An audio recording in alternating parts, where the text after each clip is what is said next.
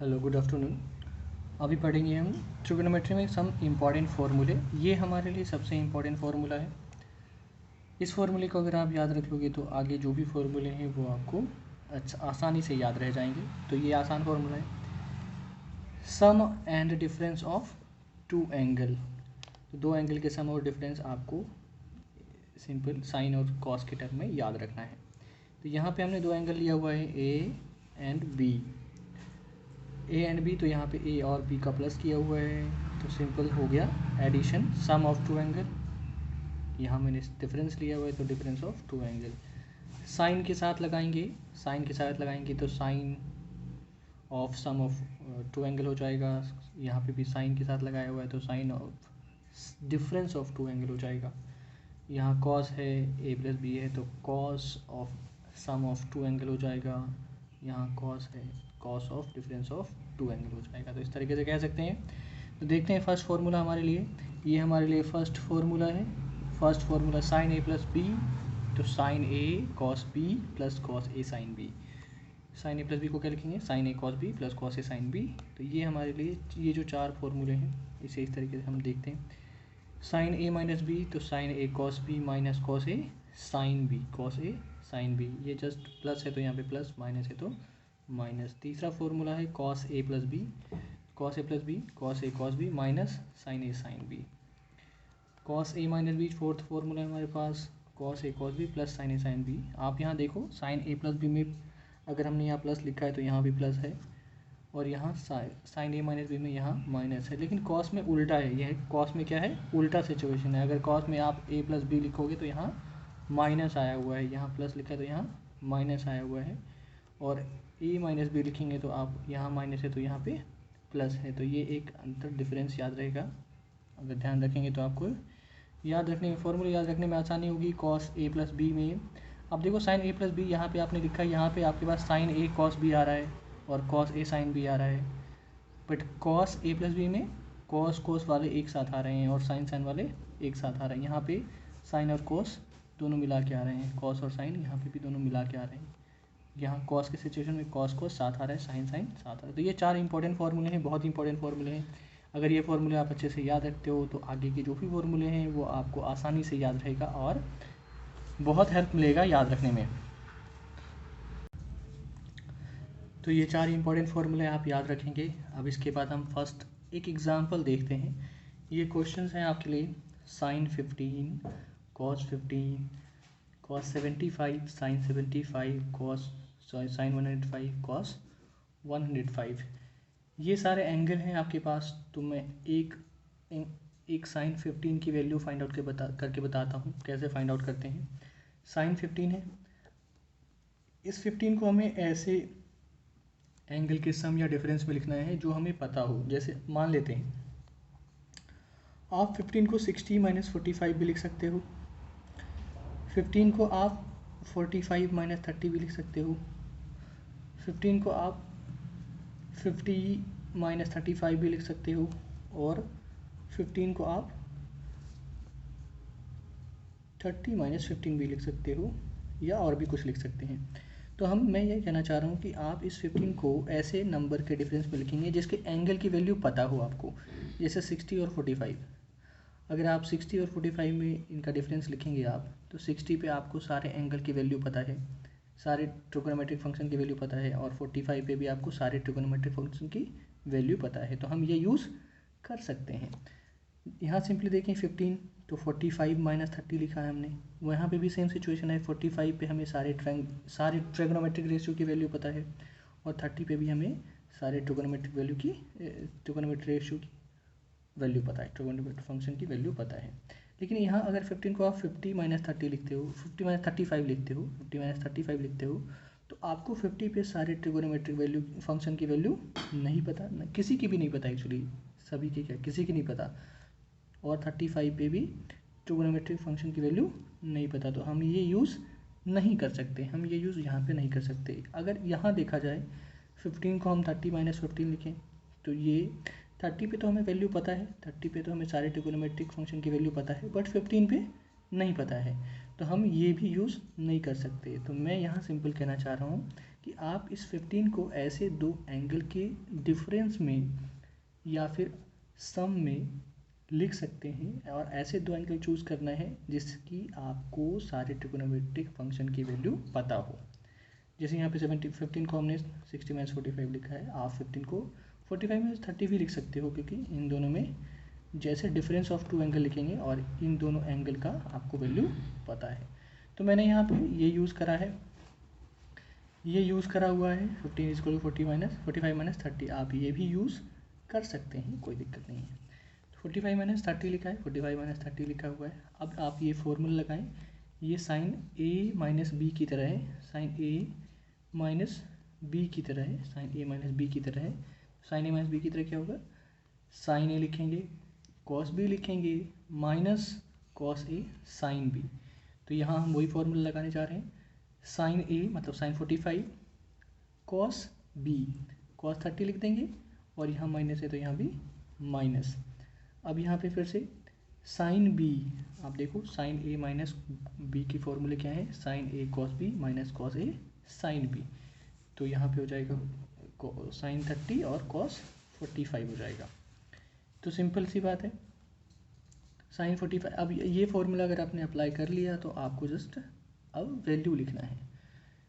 Sign 45 को 1/√2 लिखेंगे, cos 30 को √3/2 लिखेंगे, साइन 30 को 1/2 लिखेंगे, और कॉस 45 को 1/√2 लिखेंगे। अब इसे आप दोनों को मल्टीप्लाई कर दें, √3 × 1√3 और बाय में 2√2 आ जाएगा। यहाँ पे 1 × 1 करेंगे और 2√2 मिल जाएगा। फिर से आप एलसीएम ले लें, 2√2 आ जाएगा एलसीएम, और √3 - 1 ये मिल गया आपको।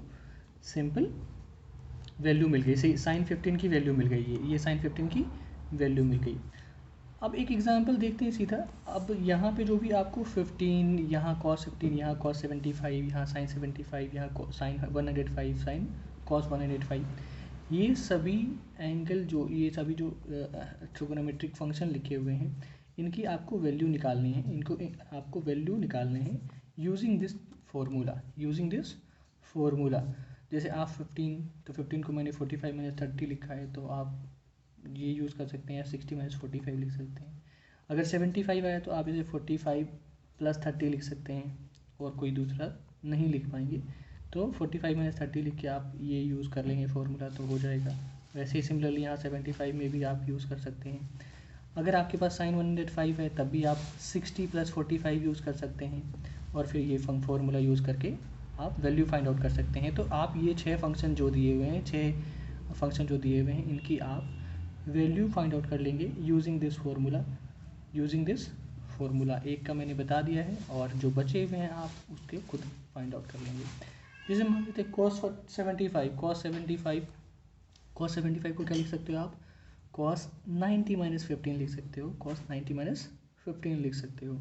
और हमें पता है कॉस 90 - 15, तो सिंपल यहाँ पे ऑड मल्टीपल ऑफ 90 है, ऑड मल्टीपल ऑफ 90 है, ऑड मल्टीपल ऑफ 90 है, तो क्या हो जाएगा, फंक्शन चेंज हो जाएगा, और सिंपल 15 ऐसे लिख जाएगा। और ये आपका पॉजिटिव है, क्योंकि 75 फर्स्ट क्वाड्रेंट में लाई कर रहा है, तो यहाँ प्लस ही रहने देंगे।